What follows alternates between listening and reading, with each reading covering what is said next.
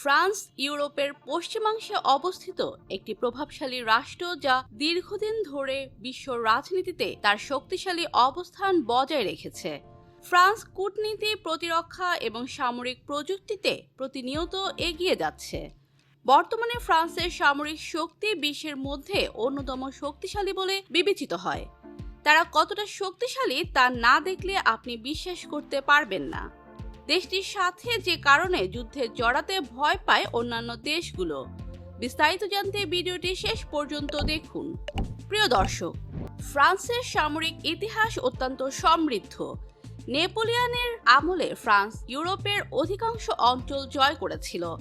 বিশ্বযুদ্ধ সমূহে ফ্রান্সের ভূমিকা, বিশেষ করে দ্বিতীয় বিশ্বযুদ্ধের পর পরমাণু শক্তিধর রাষ্ট্র হিসেবে আত্মপ্রকাশ, তার সামরিক অবস্থানকে সুসংহত করে। আধুনিক কালে ফ্রান্স একাধিক আন্তর্জাতিক মিশনে অংশগ্রহণ করেছে। বর্তমানে ফ্রান্সের প্রতিরক্ষা বাজেট প্রায় 50 বিলিয়ন ইউরো।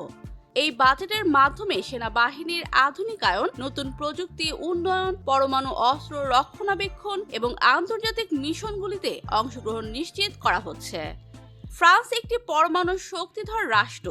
দেশের পরমাণু প্রতিরক্ষা ব্যবস্থা 3টি স্তরে বিভক্ত: সমুদ্রভিত্তিক ব্যালিস্টিক মিসাইল যুক্ত সাবমেরিন, বিমান ঘাঁটি থেকে উৎক্ষেপণযোগ্য পরমাণু বোমা এবং উন্নত প্রযুক্তি নির্ভর কৌশলগত ব্যবস্থা।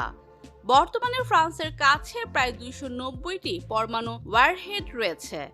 এগুলো যুদ্ধ বিমানে স্থাপন করা যায়, আবার পরমাণু সাবমেরিন থেকেও নিক্ষেপযোগ্য।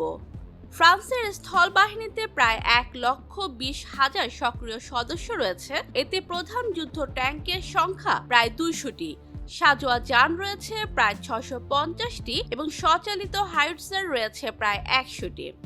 ফ্রান্সের স্থল বাহিনী আধুনিক প্রযুক্তি নির্ভর ও দক্ষতায় প্রশিক্ষিত। এতে রয়েছে বিশেষ বাহিনী যাদেরকে কৌশলগত এবং গোপন মিশনে ব্যবহৃত করা হয়। ফ্রান্সের নৌবাহিনীতে প্রায় 36,000 সদস্য রয়েছে।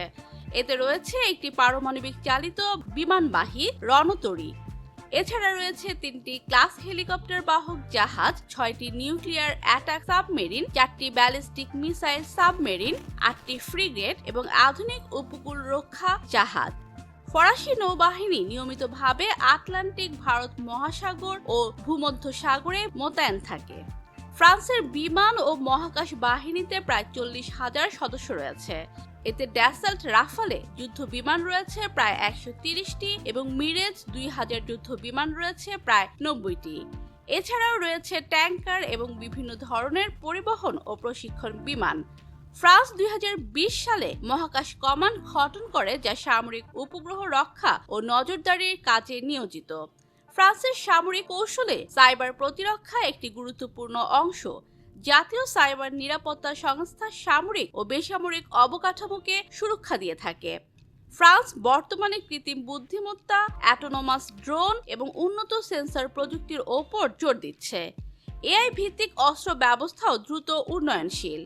ফ্রান্স তার সামরিক খাতে বিনিয়োগ অব্যাহত রেখেছে এবং এআই নির্ভর প্রতিরক্ষা, মহাকাশ প্রযুক্তি ও ইউরোপীয় নিরাপত্তা কাঠামোতে গুরুত্বপূর্ণ ভূমিকা রাখার পরিকল্পনা নিয়েছে।